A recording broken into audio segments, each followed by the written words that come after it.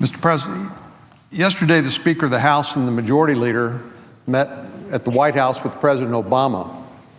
This meeting was the first time that these three leaders sat down together to discuss the nation's business since the beginning of the new year, and to look for some opportunities to advance bipartisan priorities during President Obama's final year in office. Now, I know some people might view that such a meeting with some skepticism and say, well, what incentive do people have to actually work together when they come from such polar opposite points of view, politically and ideologically? But I believe there is an opportunity to build on some of our success that we had here in the Senate last year. And while many eyes are focused on Iowa and New Hampshire and South Carolina and Nevada, I'd like to reassure my constituents and anybody else who happens to be listening that we've actually been trying to get the people's work done here in the United States Congress. Now, some people might not want to hear that. Some people might not believe it if they hear it, but I would hope to fair-minded people, they might look at the evidence and say, yeah, there's actually some important work being done. In the process in 2015, we actually, and I know this sounds improbable in light of the Obama presidency, we actually reduced the role of the federal government in education and sent more of that responsibility back where it belongs to parents and teachers and local school districts in the states. We reformed Medicare, which provides important health services to our seniors. We provided for long-term stability of our nation's infrastructure. We passed the first multi-year transportation bill, I think, in 10 years, after having made, I think, 33 different temporary patches, which is a terrible, inefficient way to do business. So where I come from in Texas, since we're a fast-growing state, and I suspect most states feel the same way, providing for transportation infrastructure is really important to our air quality, it's important to commerce and our economy, and it's important to public safety. We also did something that I'm proud of by the first federal effort to provide meaningful support to victims of human trafficking, a bill that passed 99-0 here in the United States Senate. You don't get more bipartisan and consensus building than that. And the way these happened, as well as the other things that we've done, was by Republicans and Democrats working together. You know, we're stuck with each other whether we like it or not. Republicans can't get things done by themselves. Democrats can't get things done by themselves. The laws can't be passed under our constitutional framework unless you have Congress, both houses of Congress, pass legislation, and it's actually signed by the president. So we have to work together if we're going to make progress.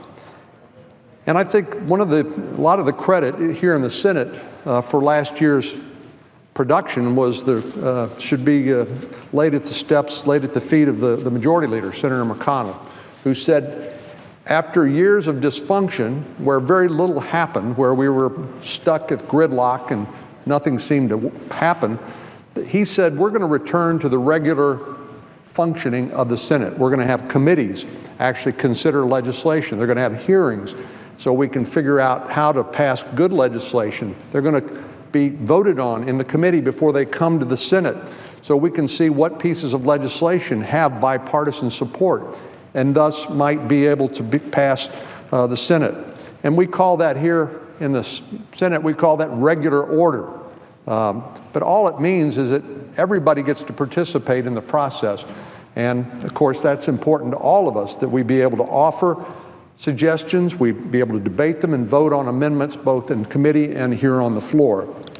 And I know that may seem like pretty basic stuff, and people may think, well, you know, that happens as a matter of course, but unfortunately it didn't. In 2014, the Senate had 15 roll call votes.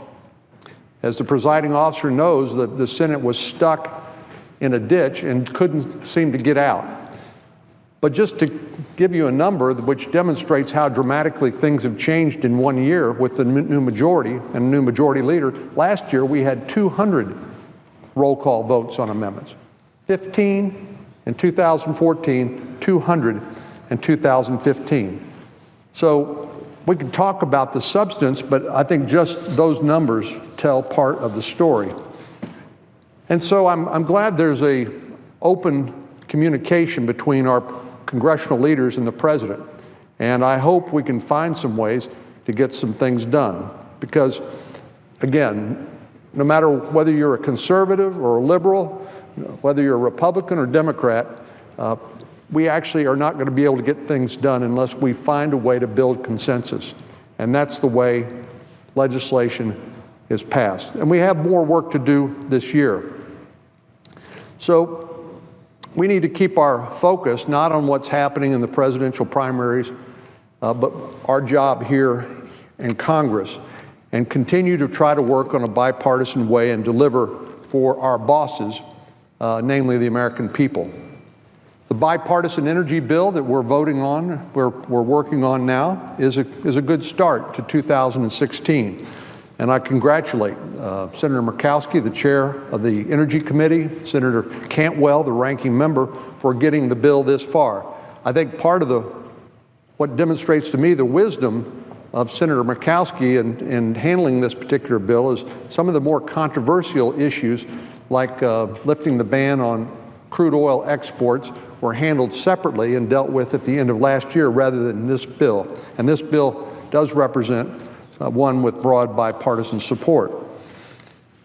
Coming from an energy state, as I do and as a presiding officer does, we understand the importance of energy to our economy, that we produce more of it, we use it more efficiently, and hopefully benefit consumers in the process. This bill will update our energy policies so that they reflect the enormous transformation we've observed in our energy sector. I've said it before, and I'll say it again, that I chuckle to myself when I hear people in the past talk about peak oil. That was sort of a talk in the oil patch. People said, well, we've discovered all the oil there is, and there's no more, and so we're now going to be on a period of perpetual decline, and we might as well get ready for that. But thanks to the innovation in the energy sector, things like fracking, which has been around for 70 years, which some people have just discovered, it seems, along with horizontal drilling, what we've been seeing is this shale gas, oil and gas revolution, which has been a boom to our country, and particularly places like Texas and North Dakota and the like. Now, because of the glut, literally, of oil being produced and natural gas, prices are much lower, which actually benefits consumers. Because if you looked at the price of a gallon of gas lately, you've seen that gasoline is pretty cheap relative to historic levels.